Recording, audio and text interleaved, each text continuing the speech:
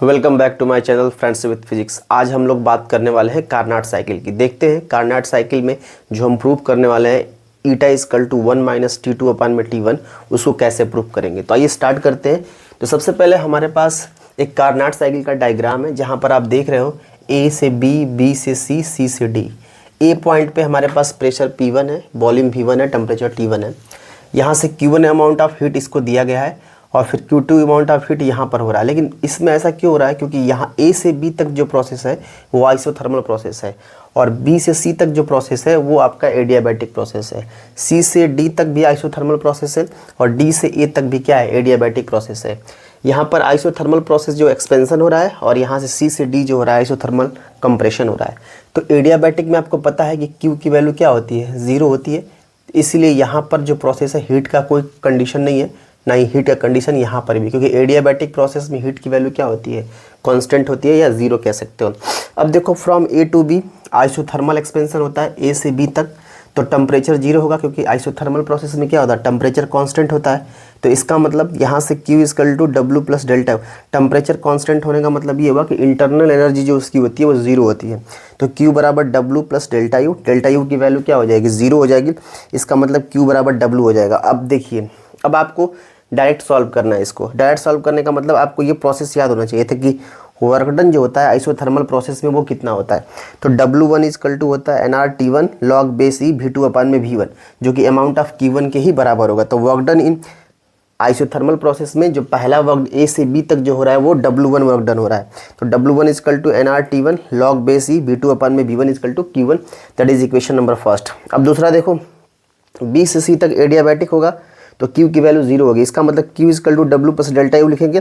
Q की value 0 होगी, इसका मतलब जो वर्क डन होगा वो होगा कितना? माइनस डेल्टा यू होगा। ठीक है, तो हमें पता है कि एक चीज़ ये भी आपको पता होना चाहिए कि work done in adiabatic process में W2 की वैल्यू क्या होती है? W2 मतलब W निकालना है। तो हम कह सकते हैं कि work done in adiabatic process में W इजकल टू आता है nRT2 माइनस T1 अपान में 1 माइनस गामा। ये भी फार्मूला आपको याद होना चाहिए, work done in adiabatic process और वर्क डन इन क्या? Isothermal process. ठीक है, तो ये फार्मूला आपको दोनों आना बहुत ज़रूरी है।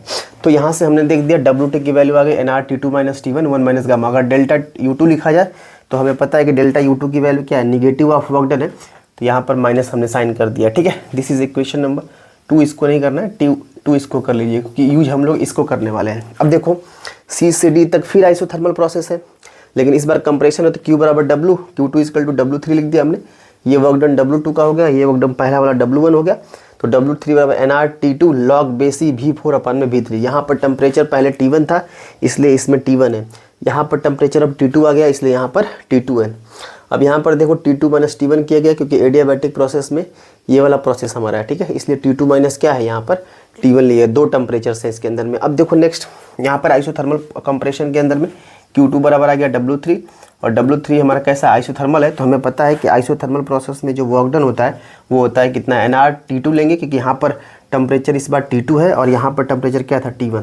तो T2 लॉग बेस ई V4 अपान में V3 हो जाएगा। अब देखो D से A चलो, अब D से A फिर एडियाबैटिक आ जाएगा, Q की वैल्यू 0 हो जाएगी।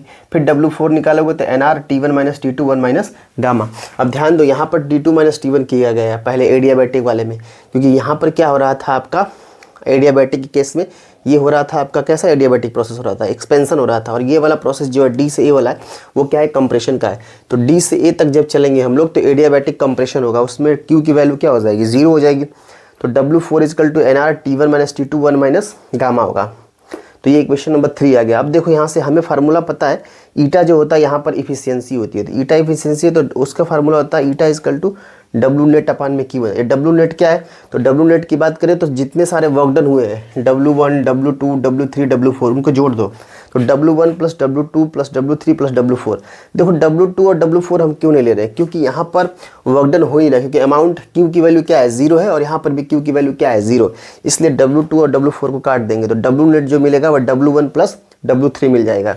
अब देखो ईटा इजकल टू हमें पता है कि W नेट आया कितना? W1 प्लस W3, तो रख दो W1 प्लस W3। Q1 कितना यहाँ पर है? W1 है, क्योंकि Q1 का मतलब ही मैंने लिख दिया यहाँ पे। देखो Q1 किसके बराबर है? W1 के, तो यहाँ पर तुमने W1 लिख दिया। ठीक है, तो अब देखो W1 की वैल्यू क्या है? यहाँ से ये है nRT1 लॉग बेसी V2 अपान में V1। यहाँ पे रख दिएगा nRT1 लॉग बेसी V2 अपान में V1 और आपके पास चाहिए किसकी, W3 की वैल्यू चाहिए। तो W3 कहाँ, ये nRT2 log base e V4 अपन में V3 और नीचे Q1 मतलब W1 चाहिए, तो फिर ये W1 आ जाएगा nRT1 log base e V2 अपन में V1। अब देखो हमें करना क्या है, हम क्या करेंगे, nRT1 log base e V2 अपन में V1 से ऊपर नीचे डिवाइड कर देंगे। तो जब इससे डिवाइड करोगे तो यहाँ 1 हो जाएगा, नीचे भी 1 हो जाएगा, और यहाँ पर nR से nR कट जाएगा और T2 अपन में T1 हो जाएगा, फिर log base e ये बच जाएगा। तो देखो ईटा इक्वल टू 1 हो जाएगा, यहाँ पे डिवाइड करोगे इससे तो ये 1 हो जाएगा, फिर नीचे भी 1 हो जाएगा नीचे। अब बाकी यहाँ देखो nR T2 अपन में ये हो जाएगा T1, यहाँ से D2 नीचे ये वाला T1 हो जाएगा, और बच जाएगा ये log base e V4 अपन में V3, और ये बच जाएगा log base e V2 अपन में V1।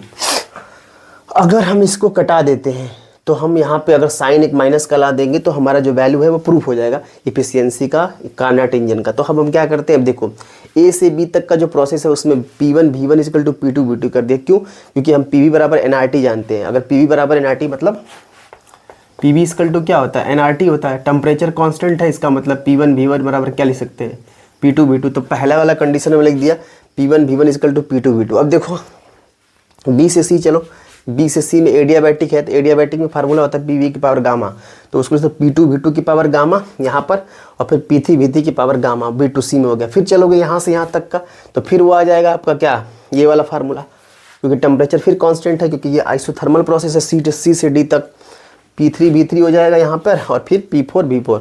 अब यहाँ से यहाँ चलोगे तो एडियाबैटिक प्रोसेस, फिर P4 V4 यहाँ पर है, और ऊपर क्या है P1 V1 की पावर गामा D2A। अब क्या करो, इसका मल्टीपल इधर कर दो और इसका मल्टीपल इधर कर दो, दोनों को। तो इधर मल्टीपल कर दिया, इधर मल्टीपल कर दिया। अब देखो क्या है, इधर P1 V1 P3 P4 common है, तो P1 P2 P3 P4 इधर कॉमन, और उधर भी P1 P2 P3 P4 common. तो इससे पूरा कैंसिल आउट हो जाएगा, पूरा ये बच जाएगा V1 V2 की पावर गामा V3 V4 की पावर गामा, इधर बच जाएगा V2 V3 की पावर गामा V4 V1 की पावर गामा। अब देखो क्या करना है, V2 को इधर लेकर आओ, तो इससे डिवाइड करोगे तो गामा -1 हो जाएगा। फिर V4 इधर है, तो V4 को लेकर आ जाओ, तो V4 की पावर गामा -1 हो जाएगा। इधर V3 की पावर गामा, इसको भेज दो उधर, तो V3 की पावर गामा -1 होगा। इधर V1 है, उसको भेज दो, तो V1 की पावर गामा -1 हो जाएगा। तो इनको कॉमन ले लोगे तो गामा -1, इधर भी गामा -, इधर भी कट जाएगा, तो इधर बचेगा V2 V4 और इधर बच जाएगा V3 V1। हमें मिल जाएगा V2 अपान में V1 इक्वल टू V3 अपान में V4। लेकिन अगर देखा जाए तो हमें चाहिए क्या, V4 अपान में V3 equal to V2 upon में V1। मतलब V2 अपान में V1 की वैल्यू चाहिए हमें चाहिए कितना, मतलब V4 अपान में V3 के बराबर हो जाए। मतलब ये V2 अपान में V1 जो है ये V4 अपान में V3 के बराबर हो जाए। बट यहाँ पे V3 अपान में V4, तो क्या करेंगे, देखो हमें साइन माइनस का बेचिए, तो हम क्या करें, इसको पलट देते हैं। तो जब इसको हम लोग करेंगे V3 अपान में V4, तो यहाँ पे क्योंकि साइन माइनस का आएगा, तो ये साइन का माइनस कहाँ पे आ जाएगा, यहाँ पे आगे आ जाएगा। अब ये देखो V2 अपान में V1 और V3 अपान में V4 ये आपस में क्या है, बराबर होंगे, तो कट जाएंगे और बच जाएगा क्या, ईटा की वैल्यू 1 माइनस यहाँ से कितना T2 माइनस T2 अपान में T1। तो इस तरह से हम लोग इसको प्रूव करते हैं। ठीक है, आपको करना क्या है, W1 याद रखो, किसकी, वर्क डन आइसोथर्मल प्रोसेस याद रखिए। फिर आप दूसरी बार चलोगे तो वर्क डन इन क्या, एडियाबैटिक प्रोसेस याद रखो। तीसरे बार चलोगे तो फिर work done in isothermal process. फिर चौथी बार चलोगे तो work done in adiabatic process. हमें काम किससे करना है, हमें आइसोथर्मल वाले से ही काम करना है, क्योंकि इधर काम हो ही नहीं रहा है, तो इसका मतलब सिर्फ यही चाहिए। तो देखो यहाँ पर W नेट में सिर्फ ये आइसोथर्मल का लिया गया, यहाँ पर भी आइसोथर्मल का लिया गया, यहाँ पर डिवाइड कर दिया गया, और बाकी ये वाला प्रोसेस तो मैंने आपको समझा ही दिया। ठीक है, तो इस तरह से आप कार्नाट हीट इंजन को आराम से इसकी एफिशिएंसी निकालना होगा तो सिंपल वे में तरीके से हम निकाल सकते हैं। ठीक है, थैंक यू।